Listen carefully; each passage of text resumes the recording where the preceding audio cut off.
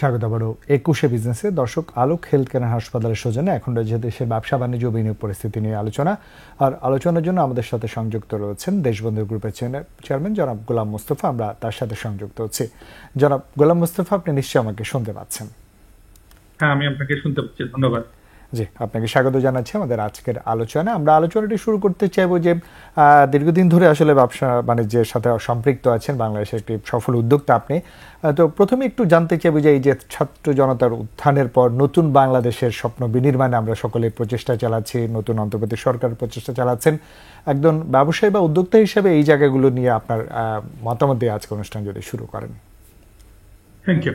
প্রথমত আমি বাংলাদেশের সকল শহীদদের প্রতি সশ্রদ্ধ সালাম রেখে আমার বক্তব্য আরম্ভ করছি। ধন্যবাদ রাজীব আমাকে এই প্রোগ্রামে ডাকার জন্য। ব্যবসা বাণিজ্যের ক্ষেত্রে সর্বপ্রথম আমরা যেটা বলি যে বাংলাদেশের যে জুলাই আগস্টের যে বৈষম্য বিরোধী আন্দোলন, এটা পুরোটাই একটা ইতিহাস। এই কারণে বলছি, কারো মাথায় এইরকম একটা চিন্তা ছিল না যে আমাদের এই আন্দোলনটা এইরকম ভাবে হবে বা ব্যবসার প্রতিষ্ঠানটা এইরকম ভাবে হবে। But the reality is there was a changes and এটা আমাদেরকে একসেপ্ট করে নিয়ে এখন সব থেকে বড় যে জিনিসটা দরকার সেটা হলো ব্যবসা বাণিজ্যকে আবার পূর্বের জায়গায় ফিরিয়ে নিয়ে আসা। বাংলাদেশের গ্রোথ রেট ওয়াজ 8.2 2019-এ, ইভেন এর সময়ও 5.3 ছিল কোভিডের সময়।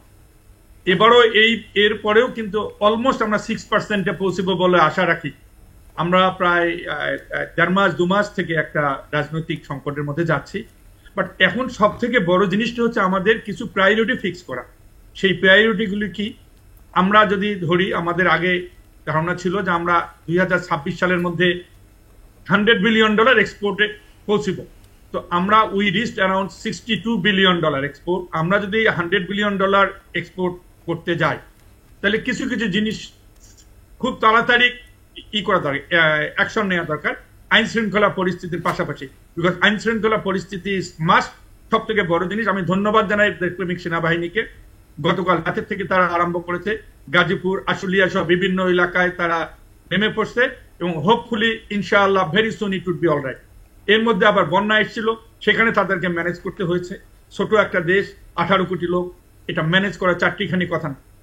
তো তারপরেও আমি আপনাকে বলি, আমাদের যারা competitive country like Vietnam, like Cambodia, Ethiopia, now Turkey, Pakistan, India, beside China, এরা কিন্তু সবাই আমাদের রেডিমেড গার্মেন্টসে এক্সপোর্টের ক্ষেত্রে কম্পিটিটর।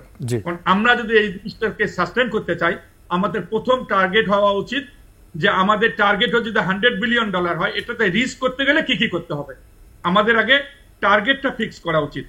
আমি এই 100 বিলিয়ন টার্গেটে যদি আপনি যদি আমাকে বলেন যে অ্যাজ এ ব্যবসায়ী হিসেবে আপনারা কি মনে করেন, প্রথমত ব্যবসায়ীদের মধ্যে কনফিডেন্স ফিরে নিয়ে আসতে হবে। কোনো সন্দেহ নাই ব্যবসায়ীদের মধ্যে একটা ফেয়ারনেস, মানে ফেয়ার ফ্যাক্টর কাজ করছে। রিসেন্টলি যে কয়েকটা ঘটনা ঘটছে, স্পেশালি গাজী টায়ারে কয়েকটা, গতকাল 50টা শিল্প গ্রুপে বন্ধ আছে, অনেক শিল্পপতিরা ভয়ে আছে, অনেকে কেস কারাবি দিচ্ছে, এগুলো সব বন্ধ করতে হবে।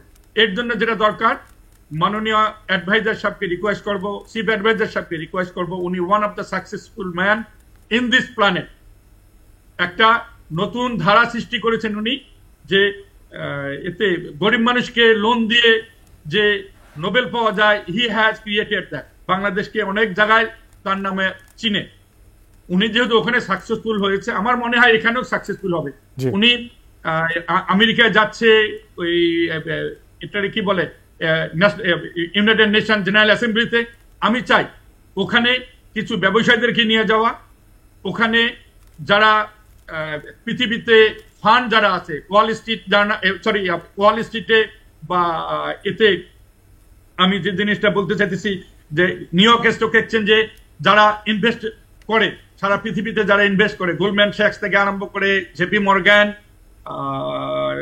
KKR, তারপরে অল দিস ফান্ড, কি বলা যেতে পারে, যে যত ইনভেস্টমেন্ট ফান্ড আছে তাদের সিইওদের সঙ্গে দেখা করা, যেমন ফেসবুক, টুইটার, এখন তো এক্স হয়েছে, ওনার সঙ্গে অনেকের সম্পর্ক আছে।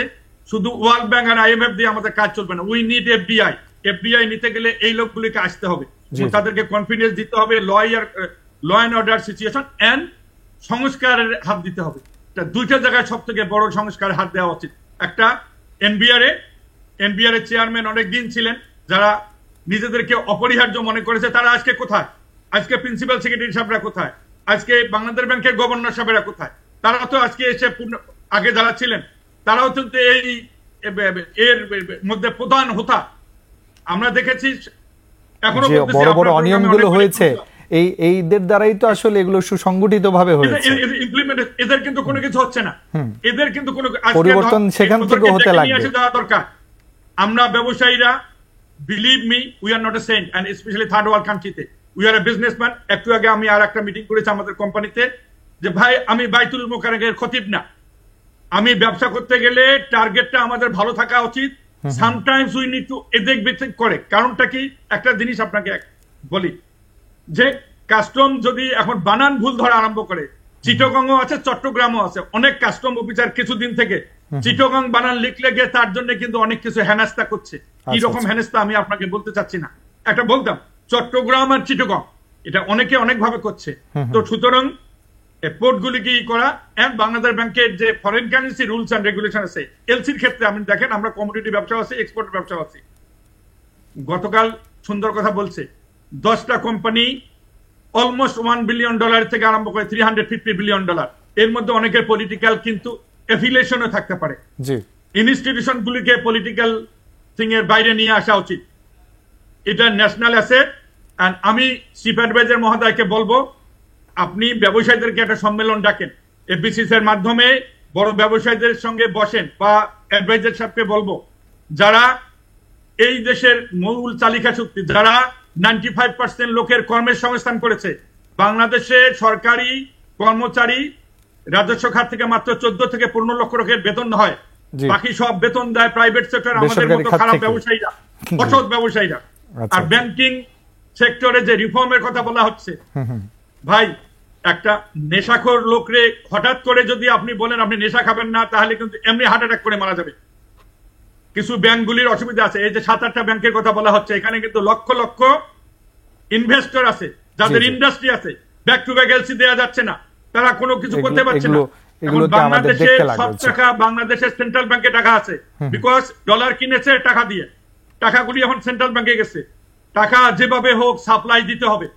আপনি একটা জিনিস কথা বলি, এই ওটারে কি বলে, 71-এ 1970 স্বাধীনতা যুদ্ধের সময় আমার আব্বার একটা ছিল, সহকর্মী ছিল, সে এই একটা জায়গায় ওটা চৌধুরী হাটে উনি যুব কমান্ডের করতো, কাজা লিখতো মুক্তিযোদ্ধাদের ক্ষেত্রে।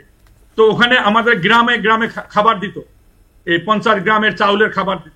তো রংপুরের লোক আমরা একটু বেশি ভাত খাই, বাট আমার বাড়ি নাগেশ্বরী, আমাদের লোক খাইতে গেছে, তো ওখানে বলছে ভাই আমি গ্রাম ফ্রাম বুঝি না, গ্রাম আর ড্রাম বুঝি, আমার পেট ভরলে হলো। আমরা আপনারা সংস্কার করবেন কি করবেন না, আমরা এইটা বুঝি না। আমরা দেশের কর্মের সংস্থান করেছি, আমরা চাই সামনের দিকেও করতে চাই। আমরা কর্মসংস্থানের মাধ্যমে বাংলাদেশ থেকে $100 বিলিয়ন এক্সপোর্ট করতে চাই। জনাব গোলাম মোস্তফা, আমরা আলোচনায় ফিরবো আপনার সঙ্গে। ছোট্ট একটি বিজ্ঞাপন বিরতি আমাকে নিতেই হচ্ছে। Thank you. প্রিয় দর্শক, আমরা একটি বিজ্ঞাপন বিরতি নিচ্ছি, আমাদের সাথেই থাকুন।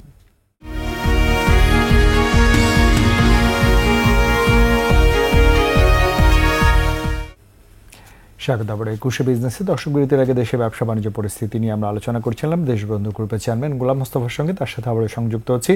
আর দর্শক, একুশে বিজনেসের রিপোর্ট দেখছেন আলোক হেলথ কেয়ার হাসপাতালের সৌজন্যে। জনাব গোলাম মোস্তফা, আমরা যে আলোচনায় ছিলাম যে এই যে বৈষম্য বিরোধী ছাত্র জনতার আন্দোলনের পর একটা নতুন বাংলাদেশের বিনির্মাণে আমরা এগিয়ে যাচ্ছি, সকলের স্বপ্ন দেখছি, সেখানে বৈষম্যটি সব জায়গায় দূর করতে হবে। স্বচ্ছতা, জবাবদিহিতা, দুর্নীতি মুক্ত একটি বাংলাদেশ করতে গেলে, এবং বিশেষ করে অর্থনৈতিকভাবে আমরা যদি এগিয়ে যেতে চাই, কর্মসংস্থান, বিনিয়োগ, সে যেগুলো একটা সুন্দর পরিকল্পনার প্রয়োজন আছে। এবং এই সরকার রাতারাতি যে সব করে ফেলতে পারবে সেটিও আমরা বলছি না, তাদেরকে কিন্তু আপনাদেরকেই সহযোগিতা করতে হবে, আমাদের সকলকে সহযোগিতা করতে হবে।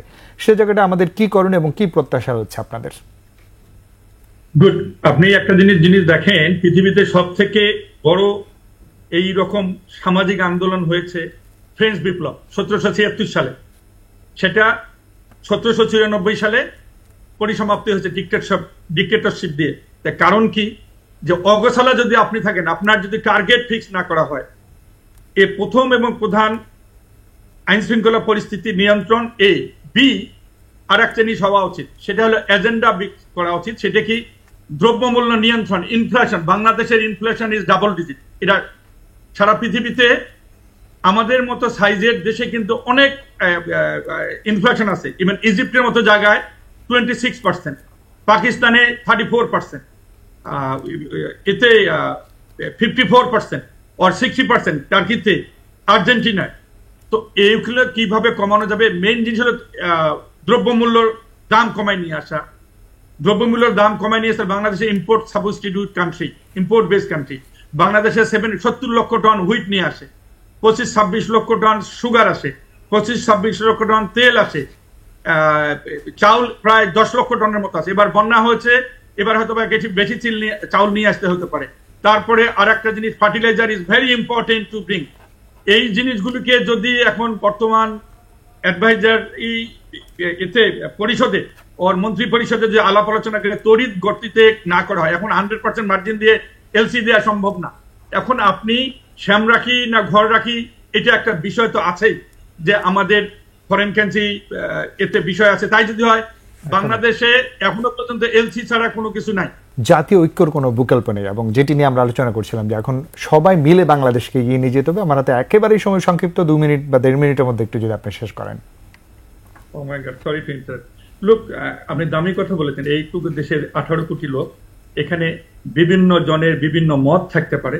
সবাইকে একটা প্ল্যাটফর্মে নিয়ে আসে, মানে দেশের উন্নয়নের জন্য একসঙ্গে সবাইকে কাজ করতে হবে। বিলিভ মি, আমরা হয়তোবা জাপান না হতে পারলেও চেষ্টা করতে কোনো অসুবিধা নেই। জাপান 1945 সালের পর, 47 সালের পর আজকে কোন জায়গায় এসছে। আমাদের এখন পার ক্যাপিটা ইনকাম $3000 অলমোস্ট।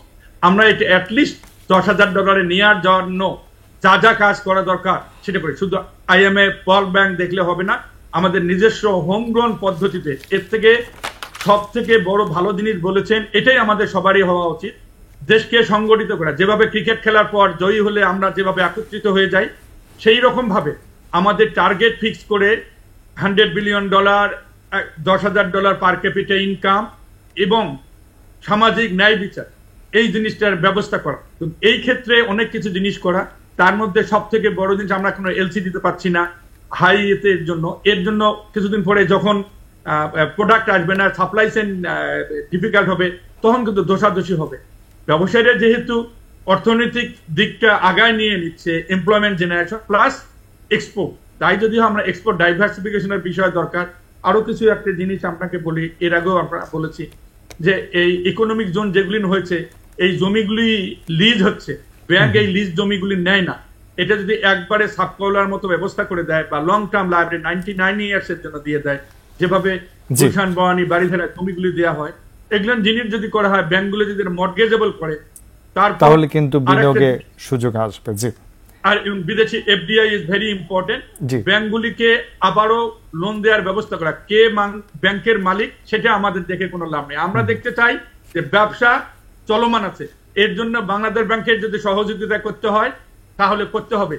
কে ছিল, কে করছে না করছে, সেই এটার কথা বলতে, সেখান থেকে বেরিয়ে এসে নতুন ভাবে আমাদেরকে একটা জিনিস বুঝি। জি জি, আমরা একেবারে শেষ দিকে চলে এসেছি। দোয়া করবেন, আমরা সবাই সবার জন্য দোয়া করি। অবশ্যই দেশটা আমাদের, সকলকে মিলে ঐক্যবদ্ধভাবে আমাদেরকে এগিয়ে নিয়ে যেতে হবে। আমরা অবশ্যই প্রত্যাশা রাখি সকলে মিলে আমরা আবারও যে স্বনির্ভর স্বপ্নের বাংলাদেশ স্বপ্ন দেখছিলাম, সেটা অবশ্যই আমরা পারবো। আপনাকে অনেক ধন্যবাদ আমাদেরকে সময় দেওয়ার জন্য। আপনাকে আমাকে ডাকার জন্য ধন্যবাদ। Thank you. দর্শক, এতক্ষণ আলোক হেলথকেয়ার হাসপাতালের সৌজন্যে দেশে ব্যবসা বাণিজ্য বিনিয়োগ পরিস্থিতি নিয়ে আলোচনা করছিলাম দেশবন্ধু গ্রুপের চেয়ারম্যান গোলাম মোস্তফার সঙ্গে। এবার নিচে আরো একটি বিরতি, দুপুর 2:30 আবার ফিরে আসবে 21 বিজনেসে। আমাদের সাথেই থাকুন।